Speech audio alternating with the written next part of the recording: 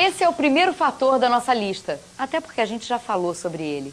Negociar com alguém que detém mais poder é complicado. Da mesma maneira que negociar com um chefe ou com um patrão cria dificuldades pela diferença de poder, uma negociação com uma pessoa que detém um grande poder, mesmo que não seja uma autoridade direta, também é complicado. Imagine um gerente de departamento e negociar algo com uma empresa parceira e chegar lá e ter que sentar com o presidente dessa outra empresa.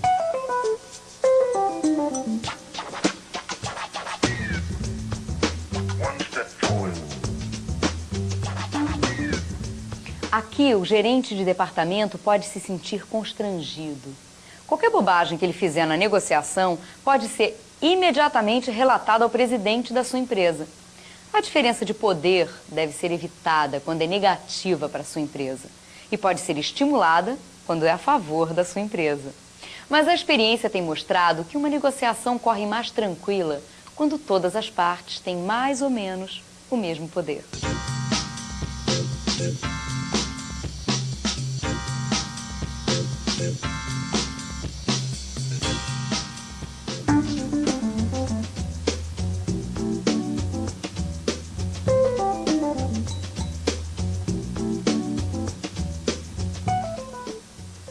Em uma negociação, um chute mal dado pode ser constrangedor e colocar você em uma posição inferior.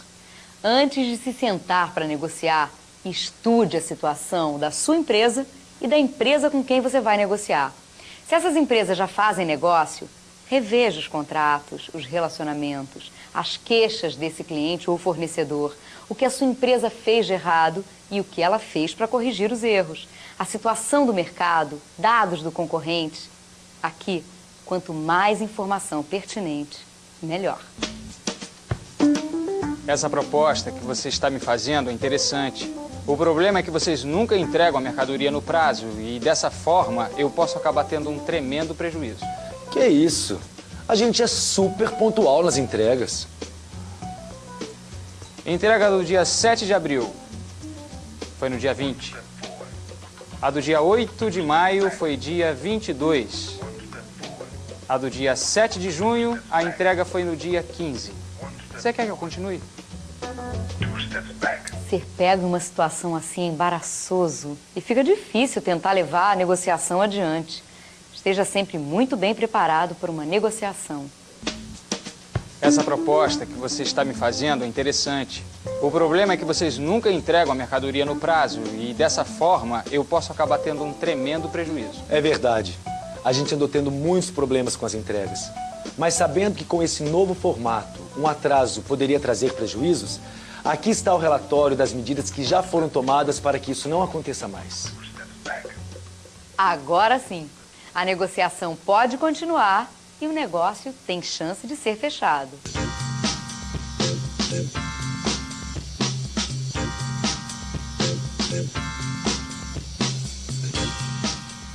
De todos os fatores que podem influenciar em uma negociação, esse talvez seja o mais perigoso. Não, eu vou negociar com eles hoje. Tá no papo. Eu garanto que eu vou conseguir uma redução de 30% no preço. Vão apostar? Já falei até com o chefe. 30% eu garanto. Pronto. E está criada uma expectativa. Se uma redução de 15%, por exemplo, já seria interessante para a empresa, para o negociador, 15% vai significar uma derrota, uma falha. Ele vai perder uma aposta, vai ficar mal com o chefe, vai passar por fracassado. E por causa disso, talvez ele conduza a negociação de uma forma mais intempestiva e acabe criando um problema, talvez até perdendo esse negócio com 15% de redução. Veja bem, criar uma expectativa é muito diferente de ter uma margem possível de negociação. Por exemplo, nessa negociação, talvez o negociador chegue na reunião com a obrigação de conseguir pelo menos 10% de desconto no preço, senão o negócio é inviável, não é rentável para a sua companhia. É claro que ele pode e deve tentar mais, mas criar uma expectativa é sempre muito perigoso.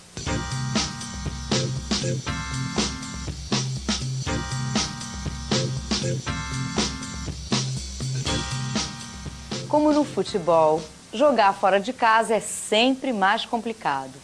O local da negociação pode influenciar de algumas maneiras.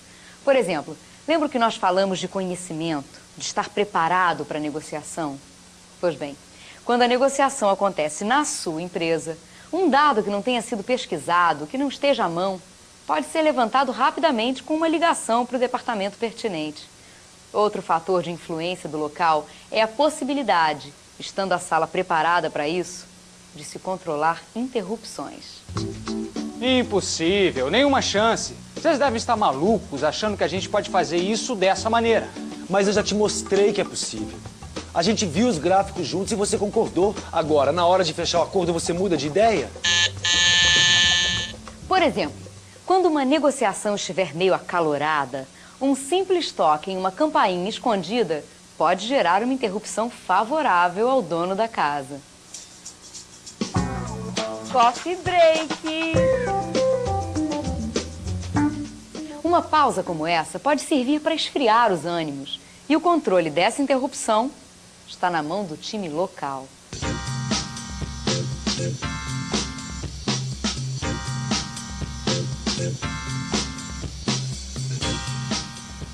Esse ponto de influência em uma negociação é até desagradável de ser comentado.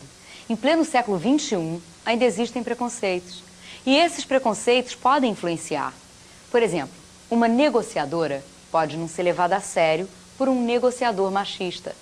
O mesmo pode acontecer com um negociador jovem, tratando com um de mais idade, que acha que o jovem não tem experiência ou competência para negociar só porque é jovem. O mesmo pode acontecer em relação à raça, nacionalidade, religião. Nessas situações, cabe ao negociador, antes de começar a negociar, se impor. Mostrar que se ele está ali é porque tem competência e talento para estar. E caso isso não mude a situação, é possível até ter que abortar a negociação.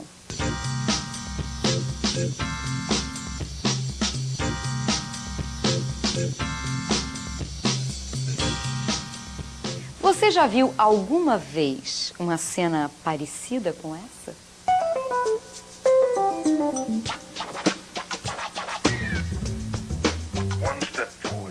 Não, né? Pois é. Aquela história do Barão de Coubertin, que o importante não é vencer, e sim competir, cá pra nós é uma bobagem. O ser humano é naturalmente competitivo e a cada dia se luta por uma vitória. É claro que uma derrota ou um fracasso não é motivo para se cometer um araquiri. Mas todos nós lutamos por vitórias, pelo sucesso. Diferente da frase do Barão, a máxima que diz que um negócio só é bom quando é bom para ambas as partes não é utópica. Por isso, nunca se deve entrar em uma negociação com espírito competitivo. Uma negociação implica em dar e receber, em conquistar e ceder. Uma negociação implica em uma solução, não em vitória ou derrota. Olha, esse preço que você está pedindo é um pouco apertado para a gente, mas talvez a gente consiga chegar nele. Mas para isso seria preciso mudar o prazo de pagamento. Com um prazo menor, o meu custo financeiro cai. Sem problema. E com esse preço eu posso aumentar meu estoque. Eu garanto que eu posso reduzir em pelo menos 50% o tempo entre o pedido e a entrega do meu produto, o que também vai reduzir o meu custo financeiro. Bom, então é só a gente colocar isso no papel e tá fechado. Nesse exemplo, as duas partes cederam e as duas partes conquistaram. Não houve vencido nem vencedor. O que houve foi uma solução entre as partes que atendem às necessidades das duas empresas. Se aquele espírito de competição ferrenha estivesse presente, talvez os dois se sentissem perdedores porque tiveram que ceder. Lembre-se, uma negociação busca soluções e não vitórias.